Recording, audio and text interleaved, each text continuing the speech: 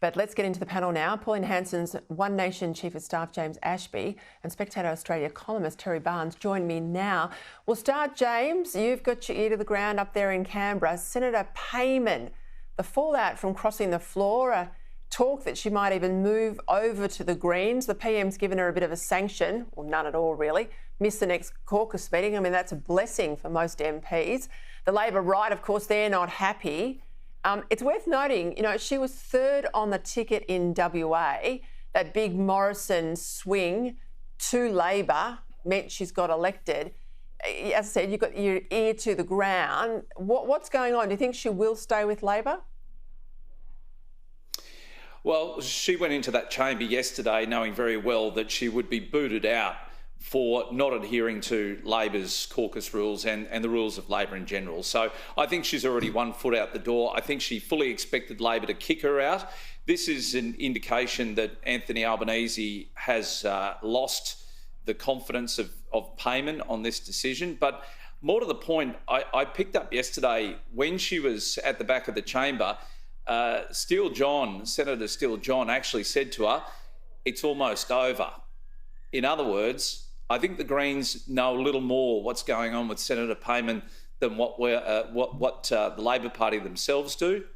And you're right to suggest that Senator Payman is only there just by the skin of her teeth. Remember, it was the Liberal Party's preferences in 5 seats in Western Australia that went to Labor that got her across the line. So she's no certainty, if she does remain with Labor, to get re-elected next time. A very good reminder there about dirty preference deals. Hey, Terry, I tell you what, Victoria, there's not a day that goes past without this being some ridiculous hit on the poor old taxpayer. This time it's the introduction of a death tax by stealth. I mean, probate fees in Victoria are about to skyrocket 650%.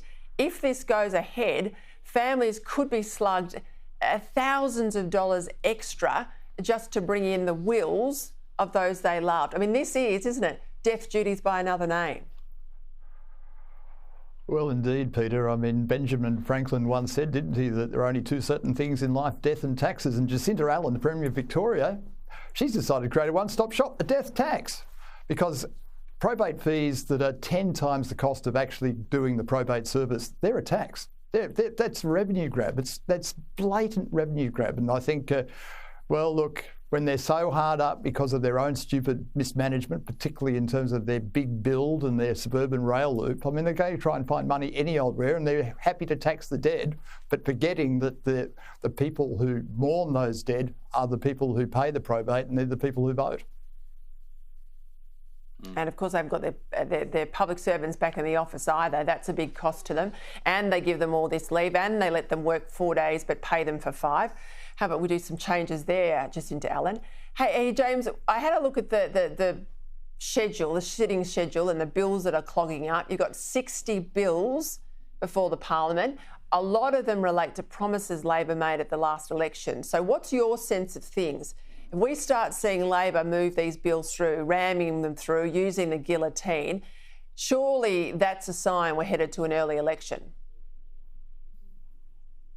Well, if you can believe what's been said around the Parliament, the Prime Minister's office has given strict instructions to upper house and lower house members within Labor not to sit on their communications budgets when we roll over into the new financial year. So that may be an indication that we might be going to an early election. The 2 dates that have come up are the 7th of September and the 7th of December, so watch those 2 dates.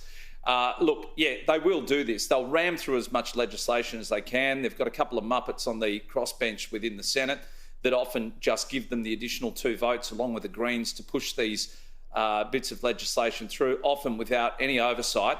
And if you have a look, they've passed, on average, over 229 pieces of legislation in the last year. That is way, way, way more than what has previously been passed in the last 10 years, which is a bit more than 100 pieces of legislation a year. So they're already ramming stuff through. There are unintended consequences as a result of that, and it spells disaster for Australians and future governments that have to go back and fix this nonsense up. You were not wrong. I'm laughing because that's a very technical term there, Muppets. There is a few Muppets on the crossbench. You're absolutely right. Gentlemen, thank you.